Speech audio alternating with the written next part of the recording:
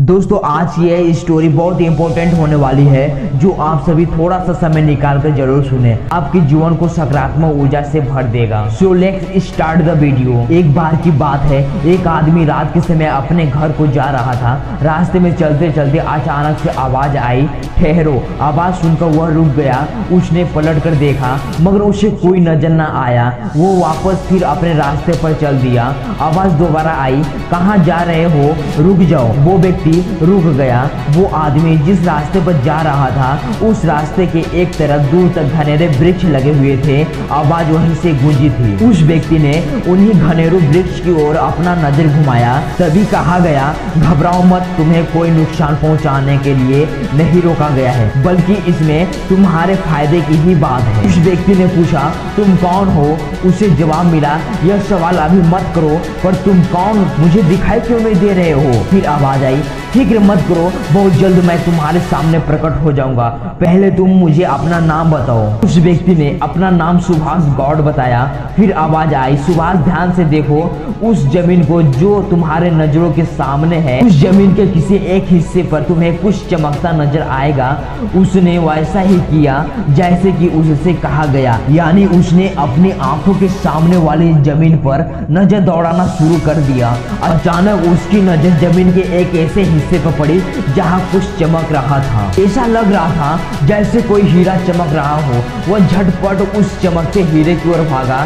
जब वह हीरे तक पहुंच गया तो उस व्यक्ति से कहा गया, यह चमकती हुई चीज हीरा है, तुम उसे उठा लो, फिर इसके नीचे की जमीन की सारी मिट्टी खोद डालो, तुम्हें जमीन के नीचे से बहुत सारे हीरे जवाहरात मिलेंगे। सच सुभाष प्रसन्न हो गया। उसने चमक रहा हीरा उठाकर अपनी जेब में रख लिया। जल्दी जल्दी वह वहां की जमीन से मिट्टी खोदने में लग गया। लगभग 2 फुट गहरी मिट्टी खोदने के बाद वह बुरी तरह डर गया और चीख मारकर अपना स्थान छोड़ने को विवश हो गया, क्योंकि गड्ढे में बहुत डरावना चेहरा दफन था। शायद किसी ने गर्दन काटकर सर वहां दफन कर दिया था। गड्ढा खोद जाने के बाद वह कटा सर हवा में उड़ने लगा। उसने सुभाष से कहा, डरो मत, मैं तुम्हें कोई नुकसान नहीं पहुंचाऊंगा। मैं तुम्हें बहुत सारे हीरे जवाहरात भी दूंगा, इतना खजाना दूंगा तुम्हें कि तुम्हारी पीढ़ी दर पीढ़ी बैठकर खाएगी।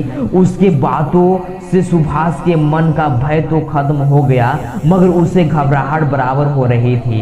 अब तुम ध्यान से सुनो, मैं जिस तरफ चलूं तुम उसी तरफ मेरे साथ आना। सुभाष ने कहा, ठीक है। और फिर वो डरावना चेहरा पश्चिम दिशा में बढ़ने लगा। सुभाष उसके साथ साथ पश्चिम दिशा में चलता रहा। लगभग 1 किलोमीटर तक चलने के बाद कटा सर रुक गया।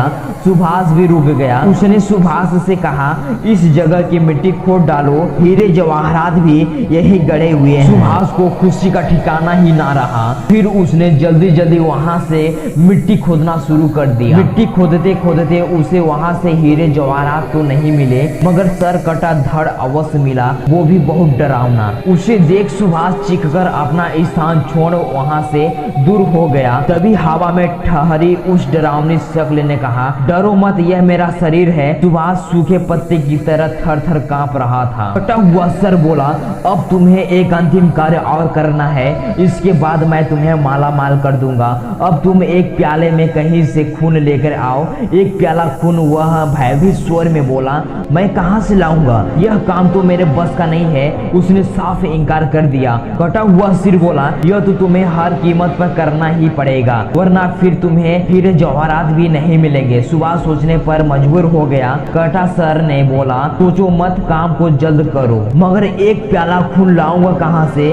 और मेरे साथ डरावना चेहरा सुभाष को लेकर वहां से आगे बढ़ गया। वो दोनों वहां से काफी दूर आ गए। वहां पर उन्होंने देखा कि रास्ते में एक व्यक्ति जा रहा है। उसी समय डरावनी शक्ल ने कहा, इस आदमी का खून ले लो। सुभाष ने कहा, मगर कैसे? डरावना चेहरा बोला, इसके शरीर का कोई भी अंग काट दो। सुभाष बोला, लेकिन यह मुझे देख लेगा, अगर इसने मुझे पहचानते हुए पुलिस में रिपोर्ट कर दी तो मुसीबत आ जाएगी। तो डरावना चेहरा बोला, फिर एक काम करो, इसे जान से मार दो। सुभाष डर गया, बोला, नहीं, यह मुझसे नहीं होगा, कोशिश करो, सब होगा, नहीं, मैं इसे नहीं मारूंगा, तुम्हें इसे मारना ही होगा। सुभाष बोला, मैं किसी कीमत पर इसे नहीं मारूंगा। अगर तुमने इसे खत्म नहीं किया तो ध्यान रखो, मैं तुम्हें इतनी बड़ी मुसीबत में फंसा दूंगा कि पूरे जीवन बैठकर रोओगे। सुभाष बोला, मुझे माफ कर दो, मैं इस आदमी को नहीं मार सकता। गिड़गिड़ाने लगा। कटा सर बोला, जल्दी करो सुभाष, कहीं ऐसा न हो कि किसी और की मुसीबत तुम्हारे गले पड़ जाए।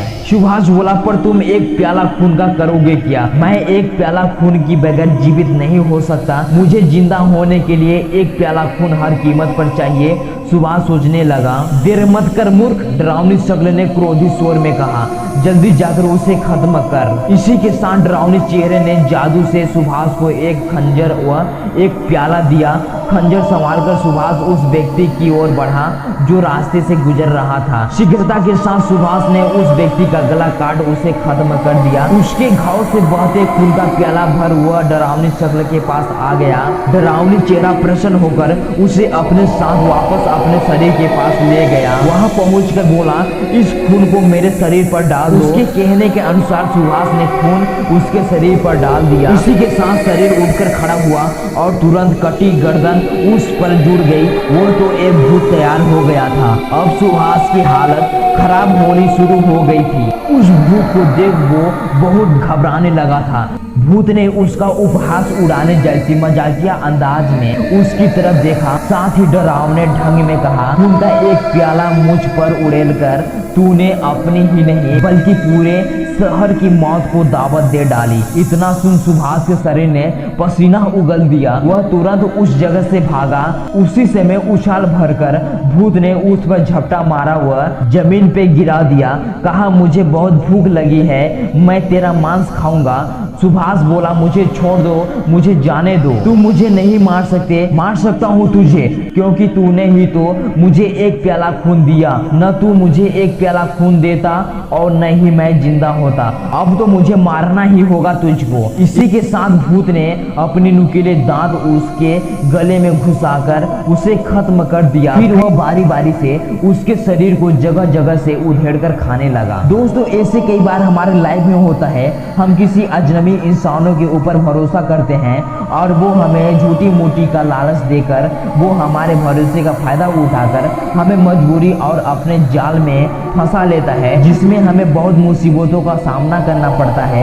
हमारी जिंदगी नष्ट होने की कगार पर आ जाती है। तो इस स्टोरी के माध्यम से हम सभी को किसी अजनबी इंसानों पर आंख बंद करके भरोसा नहीं करना चाहिए। तो कमेंट करके बताइए कि आप लोगों भी कभी किसी अनजान लोगों के चक्कर में फंसे हुए हैं। अगर चैनल पर नए होंगे तो चैनल को सब्सक्राइब कर लें। तो आज के लिए इतना ही, फिर मिलते हैं नेक्स्ट वीडियो के साथ। जय हिंद, वंदे मातरम।